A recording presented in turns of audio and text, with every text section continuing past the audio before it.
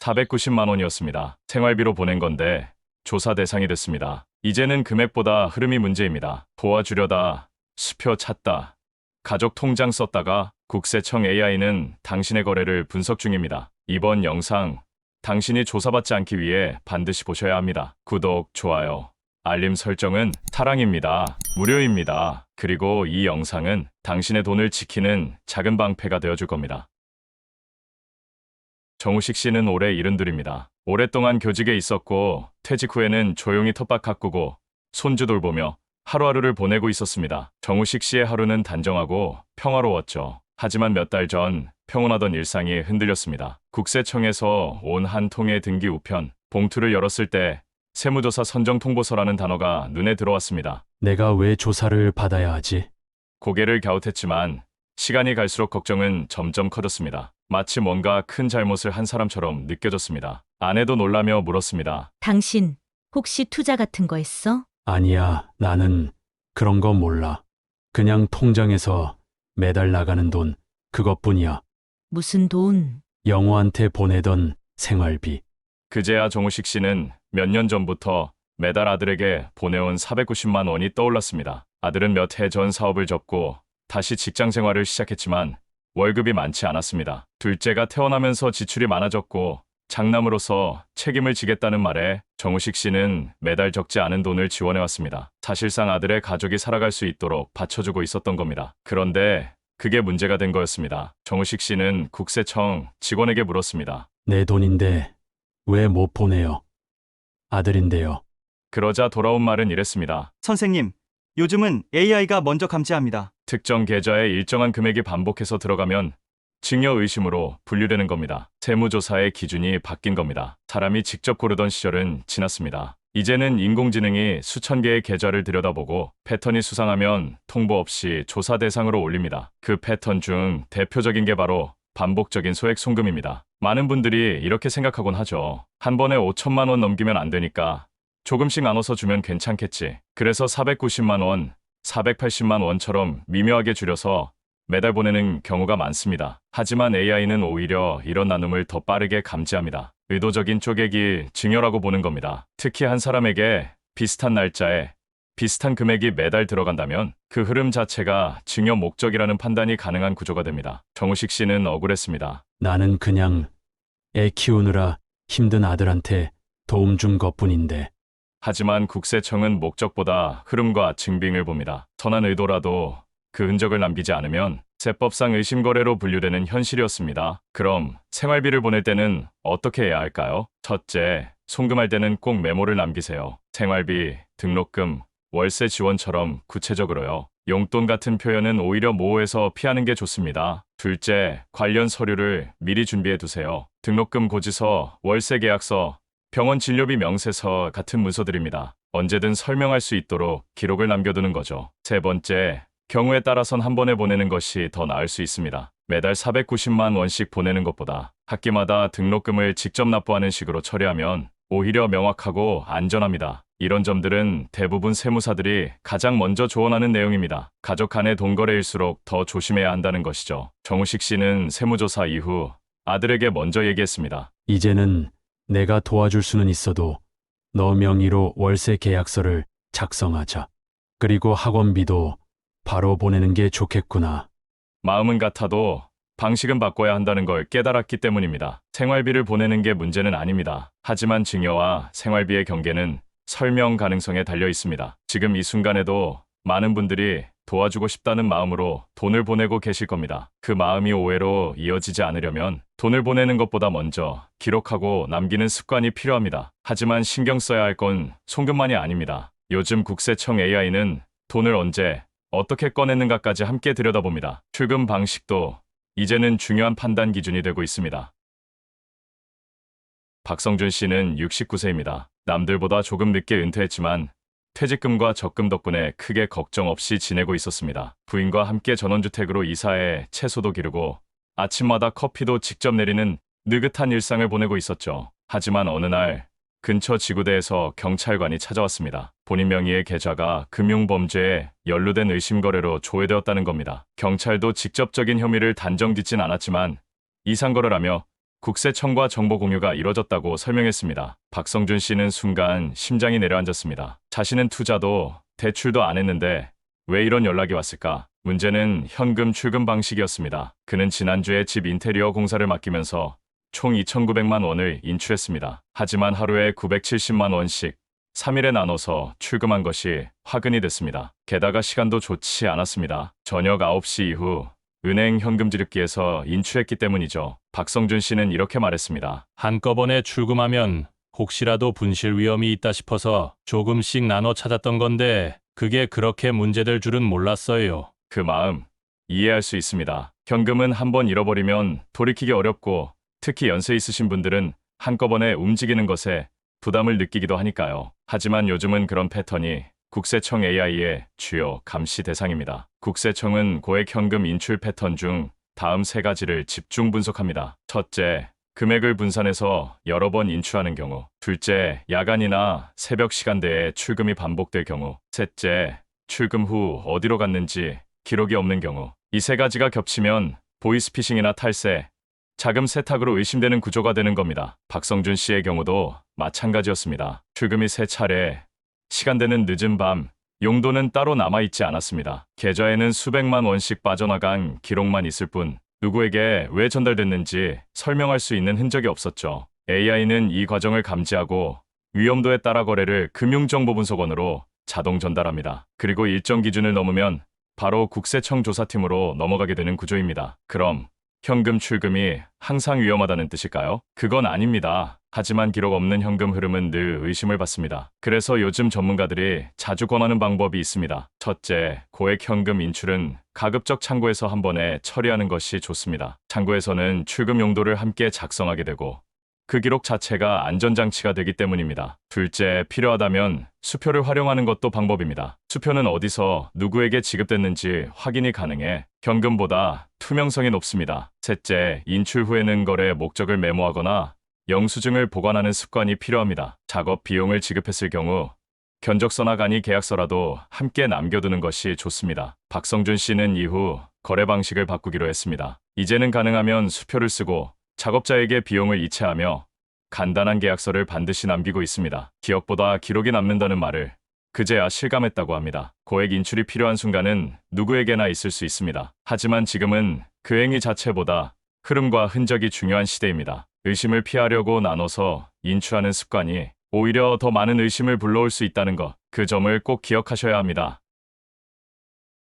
박미정 씨는 66세입니다. 혼자 지내는 시간이 많아진 뒤로 딸과의 통화가 하루에 낙이 되었습니다. 딸은 워킹맘으로 바쁜 일상을 살고 있었고 아이 돌봄과 일까지 혼자 감당하느라 늘 지쳐 있었죠. 미정 씨는 전화기 넘어 들려오는 딸의 한숨이 마음에 걸렸습니다. 그래서 작년부터 딸의 통장에 매달 200만 원씩 생활비를 넣어주기 시작했습니다. 딸은 늘 고맙다며 인사했지만 전화를 끊고 나면 꼭 이런 말을 남겼습니다. 엄마, 너무 자주 이렇게 보내지 마요. 이번엔 내가 조금이라도 드릴게요. 그리고 며칠 뒤 미정 씨 통장에는 딸 이름으로 50만 원이 입금됐습니다. 그 다음 달에도 외식비라며 30만 원씩 몇 차례 되돌려주곤 했죠. 미정 씨는 말합니다. 딸 마음이 고맙긴 했죠. 그 정도야 괜찮다고 생각했어요. 근데 그게 이렇게 문제가 될 줄은 몰랐어요. 몇 달 후 미정 씨는 국세청으로부터 연락을 받았습니다. 이유는 다름 아닌 이상 자금 흐름 감지, 설명하기 어려운 상황이었습니다. 자신은 그냥 딸을 도운 것이고 딸은 그저 고마운 마음을 표현한 것뿐인데 AI는 이 흐름을 위장증여 혹은 자금 세탁 구조로 본 것이었습니다. 요즘 국세청의 AI 분석은 생각보다 정밀합니다. 돈이 갔다가 다시 돌아오는 구조가 반복되면 그 사이에 어떤 의도가 있는지를 먼저 의심합니다. 특히 이런 경우 송금 내역에 메모가 없거나 각각의 송금이 일정한 패턴을 가진다면 그 자체만으로도 감시 대상이 될 수 있습니다. 사실 이 구조는 보이스피싱 조직이 자주 사용하는 방식과 유사합니다. 자금을 흩어보낸 뒤 다시 모아들이는 흐름. AI는 그 경로를 따라가며 자연스럽지 않은 왕복선 거래를 추적합니다. 미정 씨는 황당했습니다. 우리 딸이랑 주고받은 돈인데 그걸 의심하나요? 그럴 수 있습니다. 의도가 선하다고 해서 거래의 흐름까지 선하게 보이진 않습니다. 그렇다면 어떻게 해야 할까요? 전문가들은 말합니다. 가족 간 송금에서 왕복 구조는 지향하는 것이 가장 안전합니다. 생활비를 보냈다면 받은 쪽에서는 고마움을 마음으로 표현하되 다시 돈으로 보내는 건 신중해야 합니다. 오히려 소액이라도 외식 자리를 마련하거나 선물을 하는 방식이 더 자연스러울 수 있습니다. 또한 지속적으로 생활비를 보내는 구조라면 자동이체 등록을 통해 정기 지출로 남겨두는 것도 하나의 방법입니다. AI는 자동이체 패턴을 고정 비용으로 인식하고 비정상 순환 구조와는 다른 흐름으로 분류하기 때문입니다. 혹은 아예 가족 간의 생활비 계약서를 작성하는 방법도 있습니다. 문서가 오히려 마음을 어색하게 할 수 있지만 세무조사에서는 그 한 장이 큰 방패가 될 수 있습니다. 박미정 씨는 그 일을 겪은 후 딸에게 말했습니다. 돈은 이제 더 이상 주고받지 말자. 대신 네가 힘들 때는 언제든 말만 해. 내가 직접 도와줄게. 감사와 응원의 마음은 계속되었지만 그 표현 방식은 조용히 바뀌었습니다. 지금도 가족 간 송금은 일상처럼 이루어지고 있습니다. 하지만 그 안에 어떤 흐름이 오가는지를 모르면 예상치 못한 의심을 받을 수 있습니다. 내가 누구를 돕고 있든 그 마음이 선하든 돈의 흐름은 냉정하게 기록됩니다. 그 기록 속에서 오해를 피하려면 주고받는 돈보다 흐름을 남기는 습관이 먼저여야 합니다. 가족 간에 돈을 주고받는 건 흔한 일입니다. 정기적으로 보내는 돈도 나중에 돌려받는 돈도 서로를 생각하는 마음에서 비롯된 것이니까요. 그런데 요즘은 돈이 누구의 계좌를 통해 움직였는가도 문제의 중심에 놓이기 시작했습니다. 특히 가족명의 계좌 사용, 이제는 더 이상 관행처럼 넘길 수 없는 위험 요소가 되었습니다. 이은영 씨, 41, 아이 둘을 키우며 퇴사한 후 집에서 유튜브 채널을 시작한 지 이제 2년째입니다. 처음엔 일상이었고 말벗이 필요해서 찍던 영상이 조금씩 주목받기 시작했고 수익도 나기 시작했습니다. 문제는 계좌를 등록할 때 생겼습니다. 사업자 등록도 안 했고 영상 수익이 처음 들어오던 날 자신의 계좌가 아닌 어머니 명의 통장을 입력한 게 시작이었습니다. 처음엔 그게 뭐가 문제겠어. 어차피 가족이고 금방 정리할 줄 알았거든요. 하지만 정리가 안 된 채 몇 달이 흘렀습니다. 그리고 어머니의 통장에 매달 100만 원에서 200만 원 사이의 수익이 계속 들어오고 있었죠. 어머니는 자초지종을 잘 몰랐습니다. 이게 다 뭐니? 요즘 통장에 돈이 자꾸 찍히는데 괜찮은 거니? 은영 씨는 웃으며 말했죠. 아니야, 엄마. 내 영상 수익이야. 그냥 엄마 계좌로 들어오게 돼 있어서 그래. 나중에 정리할게. 그 말은 결국 지켜지지 않았습니다. 몇 달 후 어머니 명의로 국세청에서 문서가 도착했습니다. 자금 출처 확인 요청. 명확한 조사 통보는 아니었지만 이미 AI가 감지한 이상거래로 분류되었고 실소유주와 사용처를 묻는 내용이었습니다. 어머니는 무척 불안해하셨습니다. 나는 그 돈 어떻게 들어온 건지도 모르고 쓴 적도 없는데 내가 뭔가 잘못한 거야? 그때서야 은영 씨는 사태의 무게를 실감했습니다. 가볍게 생각했던 가족 간 편애가 어머니에게는 세무조사라는 부담으로 돌아온 겁니다. 요즘 국세청 AI는 누가 받았느냐보다 누가 써왔느냐를 더 중요하게 봅니다. 수익 흐름과 명의가 다르면 명의 신탁 또는 소득 신고, 누락으로 의심됩니다. 특히 반복적인 입금, 비슷한 금액, 일정 주기, 그리고 출금 후 사용 흔적이 본인과 관련 없다면 정밀 분석 대상이 되는 겁니다. 이은영 씨의 사례는 유튜버나 1인 창업자들에게만 해당되지 않습니다. 월세 수익을 어머니 계좌로 받고 있는 50대 직장인, 펀드 수익금을 배우자 통장으로 나누어 관리하던 60대 부부, 이런 구조도 모두 국세청의 비정상 자금 흐름에 포함됩니다. 그럼 어떻게 해야 할까요? 수익이 나는 구조라면 처음부터 본인 명의의 계좌를 사용해야 합니다. 설령 금액이 작더라도 반복적이라면 신고 대상이 될 수 있고 정리되지 않은 흐름은 모두 본인의 책임이 됩니다. 가족에게 인건비나 지원금을 지급해야 한다면 정식 계약서를 작성해 두는 것이 좋습니다. 문서 한 장이 형식처럼 느껴질 수 있지만 조사 과정에서는 가장 분명한 해명 수단이 됩니다. 이은영 씨는 이후 유튜브 채널을 사업자로 전환했고 어머니 계좌로 들어오던 수익은 모두 본인 명의 계좌로 이관했습니다. 그동안 입금된 금액에 대해서도 간단한 입출금 내역과 용도를 정리해 혹시라도 있을 세무 대응에 대비했습니다. 처음엔 그냥 편하려고 그랬어요. 엄마도 도와준다는 마음이었고 나도 별일 아니라고 생각했죠. 근데 막상 조사 대상이 되고 나니까 그때 등록 하나를 제대로 안 한 게 가족한테 얼마나 큰 짐이 되는지를 알겠더라고요. 가족은 가까운 존재이지만 요즘 세금 문제는 누가 쓰고 누구 이름으로 거래됐는가가 가장 중요합니다. 지금도 많은 분들이 가족끼리니까 괜찮아라는 생각으로 수익을 함께 관리하고 계십니다. 하지만 이젠 그 생각을 조금 바꿔야 합니다. 통장에 적힌 이름이 내 이름이 아니라면 그 순간부터 모든 책임은 남의 몫이 될 수도 있습니다. 수익의 주인은 기록의 주인이어야 합니다. 그래야 오해도 책임도 피할 수 있습니다. 그런데 이젠 통장 이름만 맞춘다고 안심할 수 있는 시대는 아닙니다. 얼마나 벌었는지보다 실제로 얼마나 쓰고 있는지가 국세청의 새로운 기준이 되고 있습니다.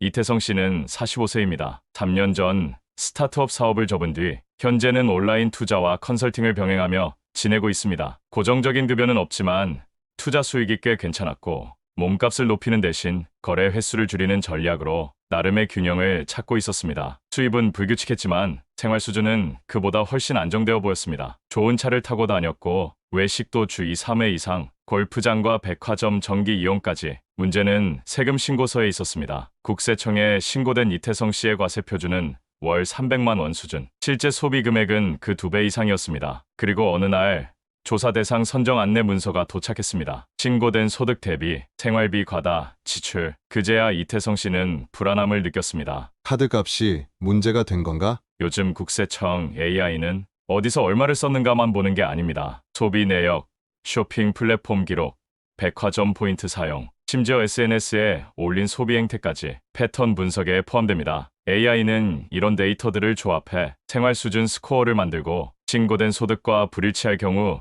이상거래로 감지하는 겁니다. 예를 들어 신고 소득은 월 300만 원인데 골프장 멤버십 자동이체, 고급 호텔, 숙박 내역, 1200만 원 이상 결제된 가전구매, 이런 정보가 포착되면 숨겨진 수익 가능성이 제기됩니다. 실제로 세무조사 대상 중 신고된 금액보다 소비 수준이 훨씬 높은 경우가 상당 비율을 차지합니다. 이태성 씨도 카드 사용 내역과 온라인 플랫폼 매출이 연결되지 않는 부분이 문제였습니다. 일부 수익은 지인명의 계좌로 받기도 했고 가끔 부모님이 생활비를 보태주기도 했지만 그 흐름을 증빙할 자료는 없었습니다. 그렇다면 수입이 불규칙한 사람은 소비도 줄여야 할까요? 그럴 필요는 없습니다. 핵심은 어디서 났는가를 설명할 수 있느냐입니다. 돈이 생겼다면 그 돈이 들어온 시점, 어떤 경로였는지, 누구로부터 받은 것인지 이런 내용을 기록하고 남기는 습관이 중요합니다. 특히 프리랜서, 유튜버, 단기 근로자처럼 고정급여가 없는 분들은 수익은 있는데 신고 안 한 것처럼 보이는 상황에 자주 놓이게 됩니다. 전문가들은 다음과 같은 조언을 합니다. 수입이 생긴 즉시 메모하고 입금, 내역 스크린샷 보관, 가족으로부터 지원을 받았다면 차용증 한 장 써두기, 소비 전에는 미리 자금 출처를 정리해두고 고가 지출은 가능하면 카드보다 계좌이체로 남기기, SNS 업로드도 소득과 맞지 않다면 자제하거나 설명 가능한 구조 만들기. 이태성 씨는 조사 이후 모든 수익 계좌를 본인 명의로 통합했고 월별 수익 노트를 만들어 소비와 연결했습니다. 부모님 지원금은 차용증으로 명시하고 부동산 매도 자금도 수표 기록과 함께 정리해두었습니다. 내가 뭘 샀는지는 상관없어요. 이 돈이 어디서 났냐는 걸 설명해야 하는 거더라고요. 지금도 많은 분들이 소득은 불규칙한데 소비는 비교적 고정되어 있는 구조 속에 살고 있습니다. 문제는 얼마나 쓰느냐가 아니라 그 소비를 어떻게 설명할 수 있느냐입니다. 지금 쓰고 있는 돈, 혹시 설명할 수 없는 자금이 섞여 있다면 조금 늦기 전에 그 흐름부터 정리해보는 게 필요합니다.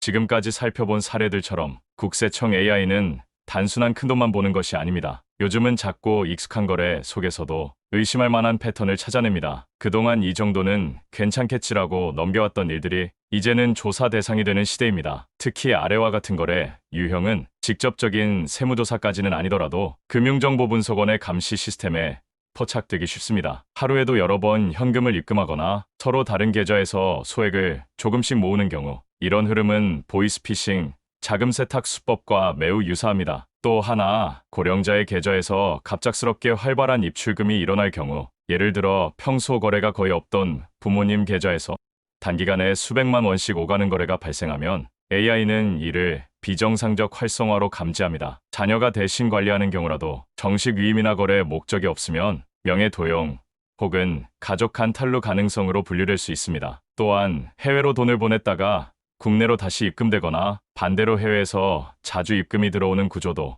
AI의 감시 대상입니다. 최근에는 SNS 활동과 소비 내역이 불일치한 사례도 주의 깊게 들여다보는 흐름이 생겼습니다. 소득은 낮은데 해외여행 사진, 명품 착용, 고급 식당 이용 모습이 지속되면 그 소비 출처를 확인하려는 움직임이 생긴다는 겁니다. 이쯤 되면 내 거래도 괜찮을까 하는 생각이 들 수 있습니다. 그래서 지금부터는 스스로 점검해 볼 수 있는 작은 자가진단을 함께 나눠보겠습니다. 혹시 아래에 해당되는 내용이 있으신가요? 최근 1년 사이 특정 가족에게 반복적으로 돈을 보낸 적이 있나요? 그 돈이 생활비인지 증여인지 증빙할 자료는 가지고 계신가요? 고령 부모님의 계좌에서 이전과는 다른 금액 흐름이 발생하고 있진 않으신가요? 혹은 그 계좌로 사업 수익이나 투자금을 받으신 적은요? 다른 사람 이름으로 된 계좌를 본인의 자금 관리에 사용하고 계시진 않나요? 신고된 소득보다 소비가 많다는 걸 최근에 체감하신 적 있으신가요? 특히 카드 사용액이 많아졌는데 소득 신고는 그대로라면 그 차이를 설명할 수 있는 근거가 준비돼 있나요?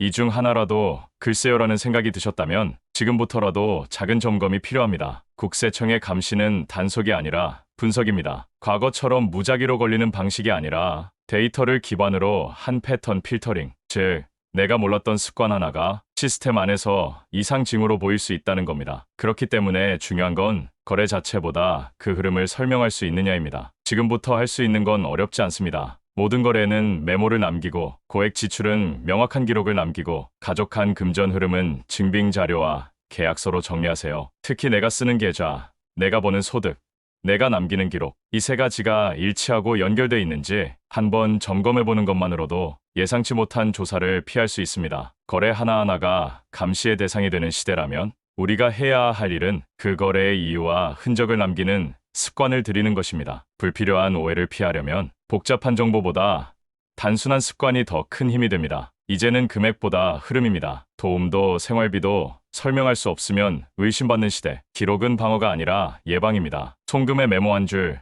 가족 간 거래엔 계약서 한 장. 그 작은 습관이 내 통장을 지켜줍니다. 지금 통장 안에 있는 흐름이 내가 설명할 수 있는 구조인지 오늘 이 영상을 통해 한 번쯤 점검해 보셨으면 좋겠습니다. 이제는 알고 있어야 지킬 수 있습니다. 그리고 준비된 사람만이 조용히 지나갈 수 있습니다. 이 영상이 당신에게 조용한 방패가 되었길 바랍니다. 구독, 좋아요, 알림 설정은 사랑입니다. 그리고 당신의 돈을 지키는 가장 쉬운 선택입니다. 다음 영상에서 더 정확하고 더 따뜻한 지혜로 다시 만나겠습니다.